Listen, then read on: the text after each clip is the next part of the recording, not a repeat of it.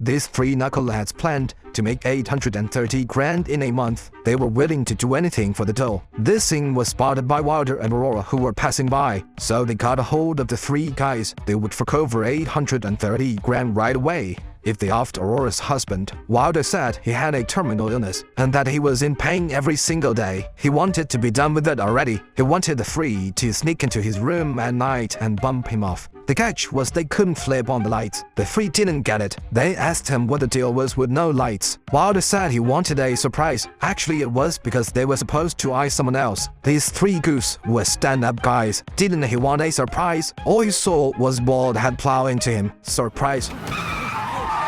Wilder went flying. The next second, a sprinkler truck rode by. Surprise again. The Three Stooges were cracking up. They had knocked off a job that made 830 grand in a month in just a few minutes. Aurora freaked when she saw they got the wrong guy and took off. Unexpectedly, the three of them clung to Aurora's car and tailed her home. Their feet were practically on fire. Aurora got out of the car and was blown away. It was like she had run into some real hard cases. Just as the three were reading Aurora the riot act, the butler stopped Aurora. She told Aurora that Wilder wasn't dead and had already been rushed to the hospital. So the three boneheads went to the hospital again and threw on some nurses' scrubs. Bald Head used her looks to find out which room Wilder was in. Unexpectedly, this old dude came onto the Bald Head and straight up asked the Bald Head out for coffee. Finally, the Bald Head shut him down with a smack. Soon the three found Wilder. Wilder was so spooked that he pulled out his long-lost contortionist skills and managed to squeeze into a cast. All you saw was Bald Head opening her shirt. Mushroom Head grabbed a bomb at random. Yellow Hair lit it and chucked it into the cast with a bunch of laughs.